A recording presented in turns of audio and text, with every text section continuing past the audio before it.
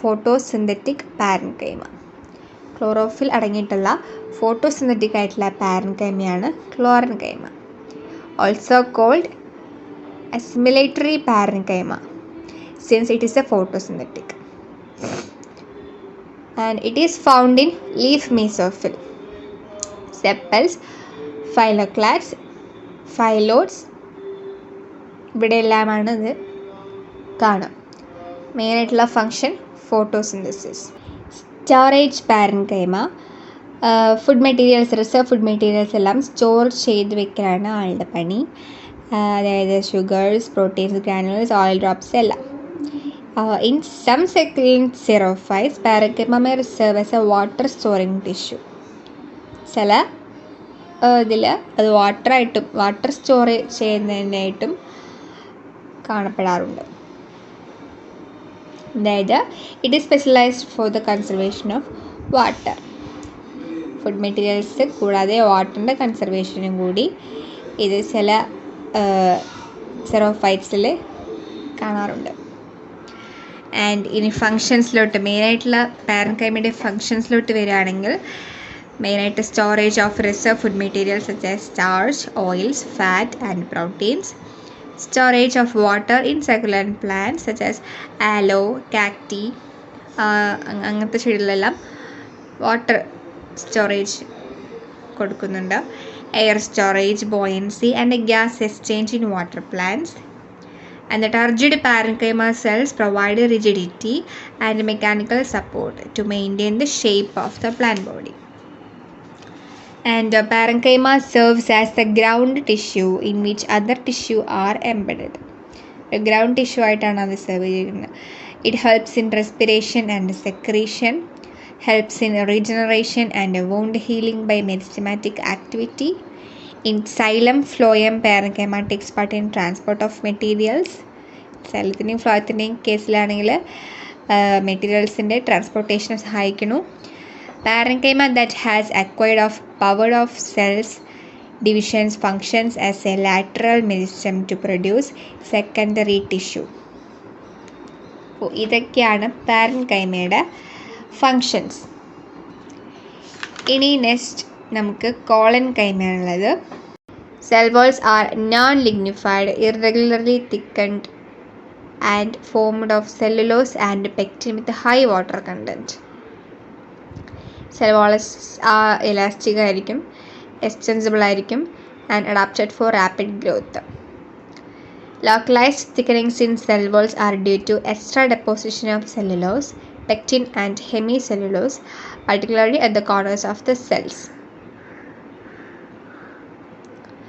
And mature collenchyma cells may acquire the power of divide as parenchyma. പാരൻകൈമയെ പോലെ divide ചെയ്യാനും കോളൻകൈമയ്ക്ക് സാധിക്കും. ആ പവറുണ്ട് മെച്ചുർ ആയാലും. Cell walls are strong but pliable. Strong ആണ് ബട്ട് പ്ലേയബിൾ ആണ്.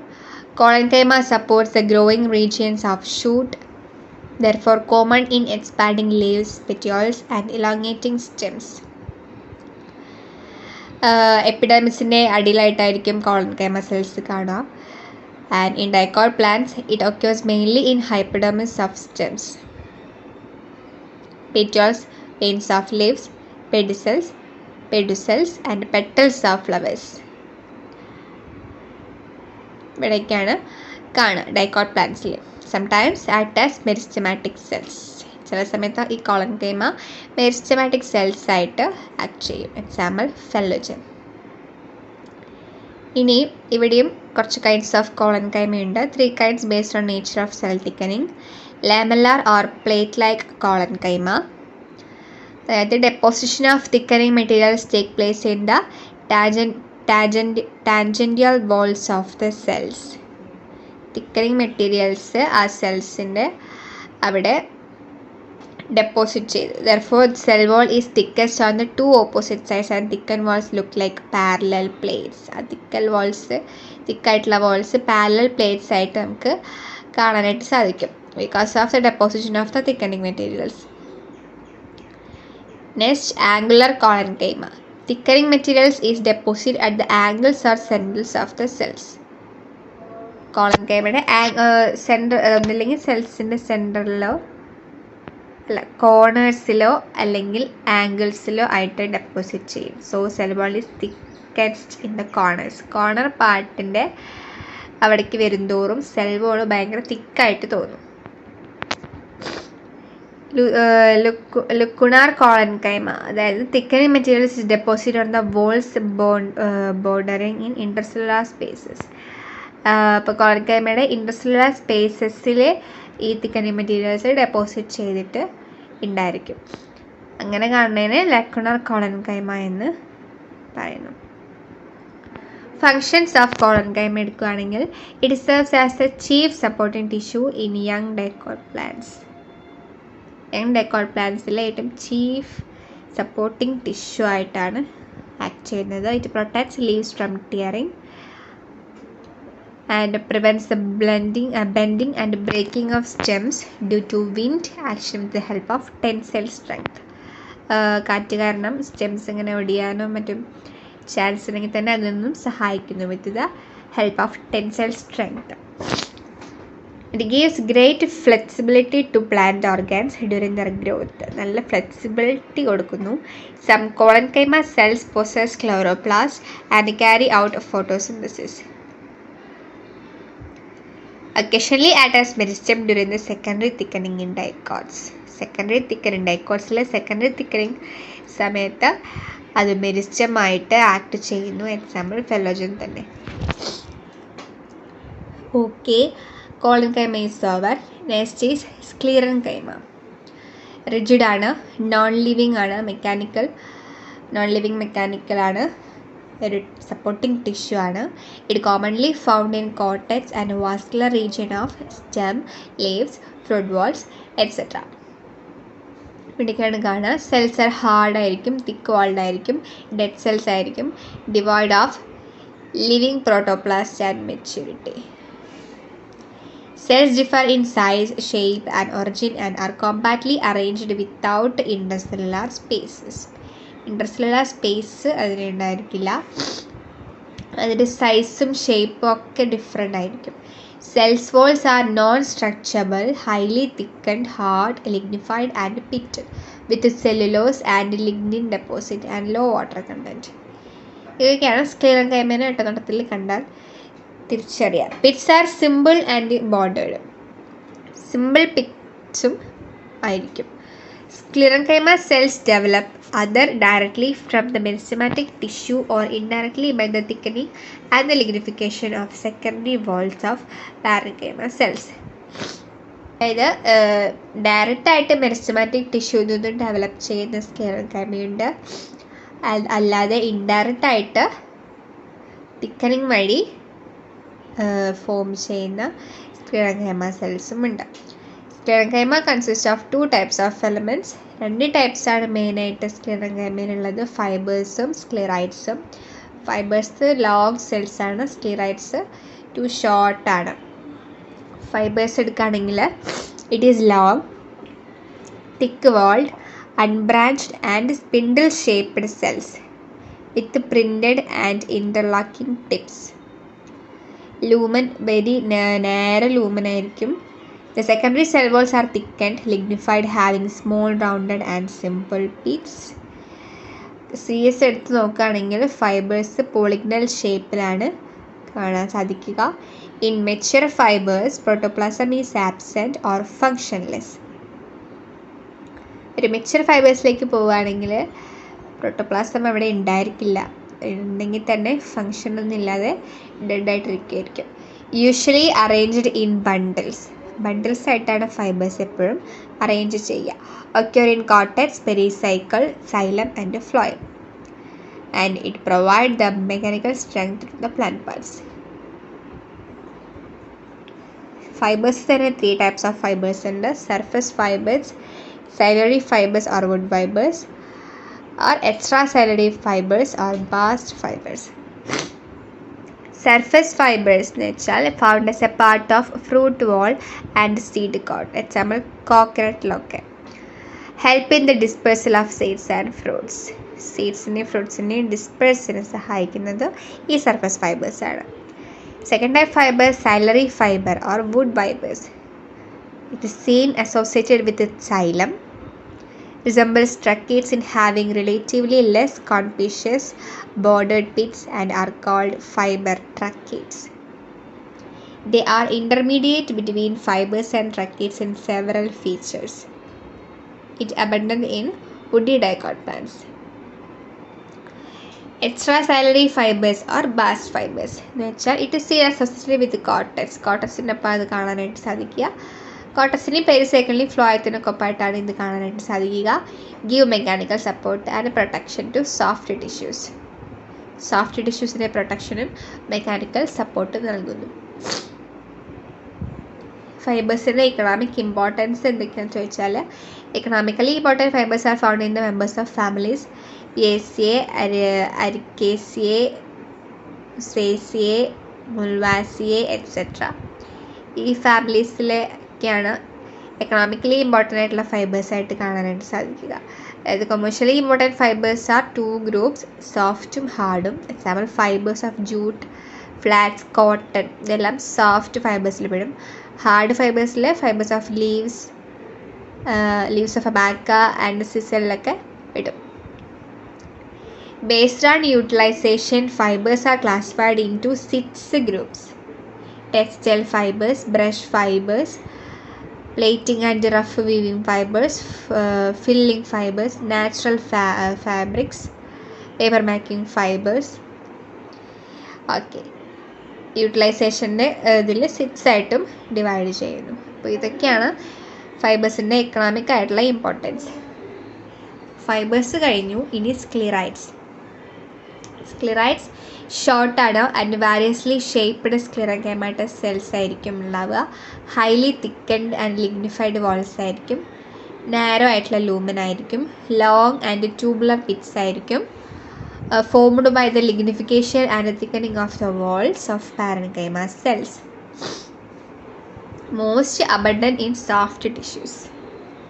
Example cortex, pith, mesophyll, pulp ഇതിലെല്ലാം അബണ്ടൻ്റായിട്ട് കാണും.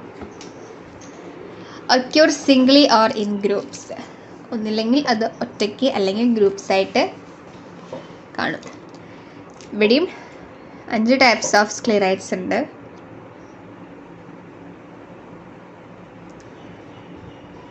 Brachiosclerites or stone cells, macrosclerites or Malpighian cells, osteosclerites or bone-like sclerites, astrosclerites or star sclerites, trichosclerites. ഇങ്ങനെ 5 തരത്തിലുണ്ട്.